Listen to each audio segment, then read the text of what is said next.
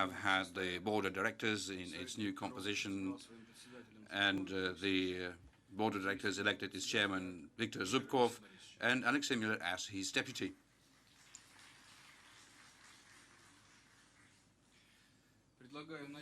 I suggest that we should begin. The first question is to Viktor Alexeyevich. I would like to congratulate you with this new appointment, and could you please explain, there have been rumors that possibly Mr. Novak will be appointed as the chairman. So where do these rumors come from? Could you share some comments with us about these persistent rumors that your position can be taken by Mr. Novak, the Minister of Energy? Well, first of all, thank you for your congratulations. I can only say it this way, that in Gazprom is order, everything is functioning very stably, which is being confirmed by the report made today by the chairman of the management board, Alexey Miller, as well as the course that the shareholders meeting took. The shareholders, and in the first place, the biggest shareholder, the government, is supporting the company's stable work, confirming that the company is moving in the proper direction. So at the government level, a decision was made not to institute any changes, including in the personnel matters, as well as the composition of the board of directors is concerned. As far as Alexander Novak is concerned, he is a very eminent professional. I've known him for quite some time, and as far as his work in the government is concerned, he was included into the composition of the board of directors of Gazprom, and he will work along with us. That's the only thing I can say. Dear colleagues, Alexander Valentinovich is right here with us, and with your permission, we would like to allow Viktor Alexeyevich to continue the conversation that he started with Mr. Novak, while we would continue following the agenda of the press conference. Alexey Borisovich, yes, indeed, I would like to wish you to respond well to all of the questions. Thank you.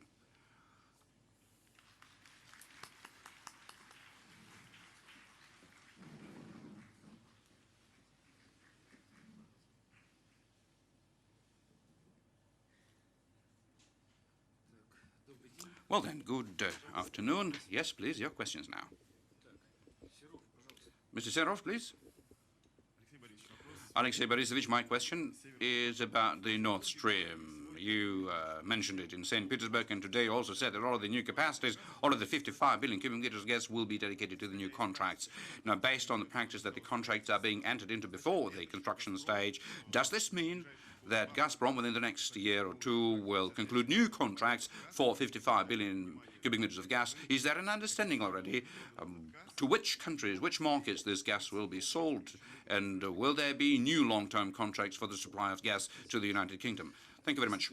Yes, indeed, in St. Petersburg, we signed a very important document, which is an agreement between 4 companies, Gazprom, OMV, E.ON, and Shell, about the construction of the Nord Stream pipeline with a capacity of 55 billion cubic meters of gas.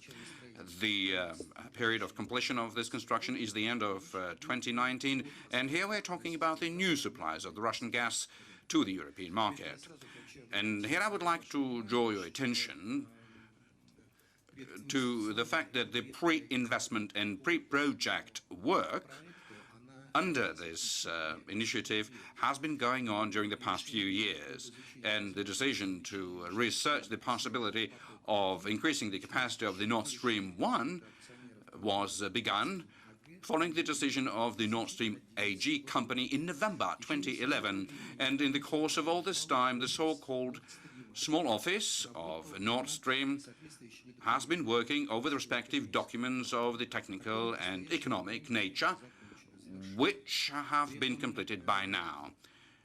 And at the same time, last year, in 2014, in the spring of last year, the shareholders subcommittee of the Nord Stream made the decision of the pre-project and pre-investment state of readiness in order to make a decision for the start of the project. The situation in the European gas market is evolving in such a way, as you might know, that during the past few years, only Russia and Norway were able to increase the volumes of their supplies to the European market, but at the same time, Gazprom's figures are 5 times better than the Norwegian ones, and the main factor, which is currently producing the most serious effect over the European markets, is the decline of the European own production. I mean, the own kind of production in the northwestern Europe, with an understanding that it is the northwestern European market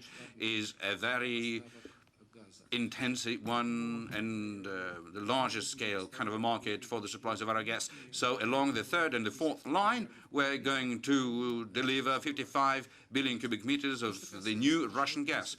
As far as our principle is concerned, whereby we first have to sell gas and then produce and do the construction, it works in its pure form only within the projects which are being done 100% by Gazprom. That applies specifically to the Power of Siberia, to the Yakutia gas production hub, the Irkutsk gas production hub, and a very classic example of it is the last year's signing of the contract for the eastern route for the supplies of gas to China.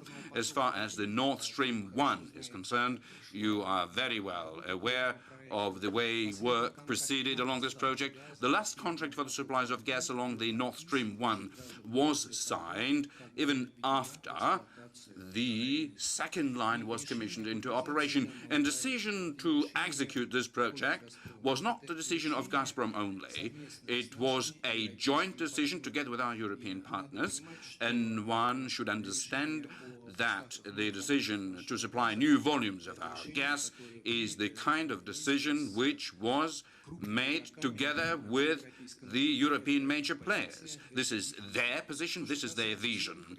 As far as the specific markets are concerned for the supplies of gas along the Nord Stream 2, they are, principally speaking, the same as in the case of the Nord Stream 1. Today, along the Nord Stream 1, up to 15% of the volumes of gas which is transported along this project to the United Kingdom. Now let's continue the topic of the Nord Stream. I know that Maria Teosova from the TASS news agency would like to ask another question about it. Alexei Borisovich, allow me to congratulate you on a very successful year despite the crisis, and I would like to ask you, BASF and Wintershall, your partners who participated in the first 2 lines of the Nord Stream, when will it be able to enter, because it's made it an intention, before September or later? And in continuation of this question, what could be the shares that your partners in this project may get eventually? Negotiations with BASF Wintershall, or rather the continuation of these negotiations about the companies entering into the Nord Stream 2, will continue in July. We expect that BASF Wintershall will join the group of participants in this project before September, because before the end of Q3, we expect the company to be incorporated, the company which will be implementing this project, and BASF Wintershall will become the shareholder in this company. Now, bearing in mind the fact that we are expecting yet another participant into this project, one may say that there is,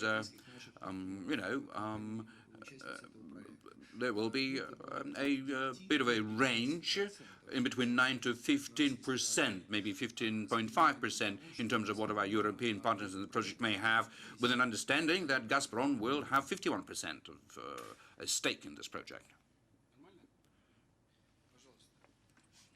Please, RIA Novosti. Good afternoon, Alexei Borisovich. Please allow also to congratulate you on the signing of the documents for the Nord Stream 2. This is a very important development. My question is this: how do you see, together with your European partners, the acceptance of gas from the Nord Stream 2 in the territory of Iceland? Maybe you would have to expand Opala and Enea, or build new capacities, or create a certain gas hub over there. All right. Now, in as far as these capabilities that you've enumerated, yes, indeed, all of these opportunities are there in terms of their being a gas hub, as well as expanding the currently existing capacities, as well as building new ones. So this is the issue which we're currently working on, and there is an understanding that it will be dealt with and it will be resolved. Now, in as far as the Nord Stream 2 is concerned, we are certainly talking only about the marine section of it, and currently the documents which have been signed in St. Petersburg, they apply only to the marine pipeline. Well, basically speaking, I would like to underscore that within the Nord Stream 1, there was a similar kind of a situation. And to further continue this topic, there is a question from the FT. I don't know whether the correspondent is here in the room. Well, let me read it out. Does FT understand correctly that the new gas transportation project through the Baltics, like in the case of Nord Stream, requires an approval on the part of the EC regulatory authorities? Has Gazprom started any negotiations with the regulator? And what could be this feature? Well, the construction of the marine pipeline doesn't require any decisions by the European Commission. And in the case of Nord Stream 1, we were not supposed to receive any permission like that. As far as all of the necessary permitting and clearing are concerned, these permittings and clearances will be received not by Gazprom, but a company which is going to be jointly set up with our European partners. Okay, let us move on. One of our partners in the Nord Stream 2 is OMV company from Austria. I know that there is a question about the cooperation with this company from Vitaly Sokolov from Energy Intelligence. Yes, good afternoon. Yes, indeed. The media reported about the interest of OMV for the construction of the pipeline to deliver gas from the Turkish-Greece border to Baumgarten, which is the gas from the Turkish stream. Could you please tell us, is there a negotiation process currently taking place with OMV, and is there any negotiation with OMV about their participation in the construction of the marine section of the Turkish stream pipeline? Well, as far as the marine section of the Turkish stream is concerned, Gazprom will be building the marine section independently and will be funding it on its own. But as far as Baumgarten is concerned, Baumgarten is a big European gas hub. OMV company applied a lot of efforts in order for Baumgarten to take up this due place in the European gas landscape, and without doubt the participation of OMV in the Nord Stream project testifies to the fact that thanks to this project, undoubtedly the role and place for Baumgarten in the European gas market would only grow. However, our negotiations with OMV company have not been limited and are not being limited to Nord Stream 2 project only. I can tell you that there is an interest towards the Turkish stream as well. You know that there are different routes. And at the same time, I should say that Gazprom has always been saying, and that has been our principal position, that the best option is the one which allows for the gas through the Black Sea to ultimately come to Baumgarten. There are different views and options, but respectively, if that is the case, then OMV is objectively interested in this kind of an outcome, and they support us in this vision, and they are interested in participating in this project. One of the options, through Hungary into Austria, calls for the construction of an Austrian section of the pipeline within this project. Well, we try to organize our work so as not to jump from topic to topic.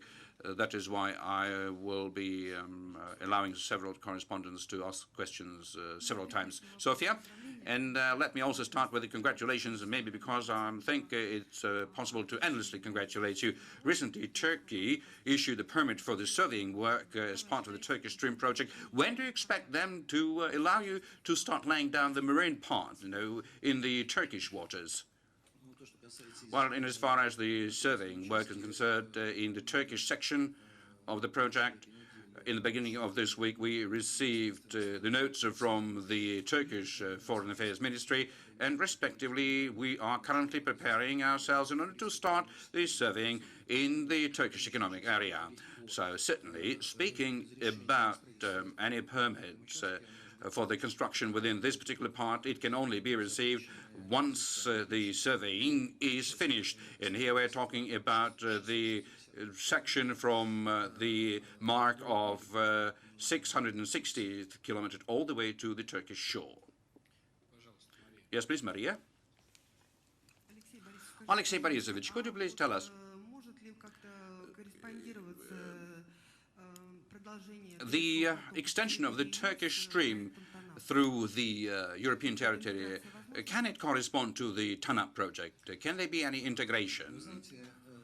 Well, you know, as far as the TANAP pipeline project is concerned, well, the purpose of this project calls for the supplies of gas from the Caspian region to the European market, and so respectively there are projects in extending the TANAP pipeline in Europe itself, and these are the projects which are passing through Greece.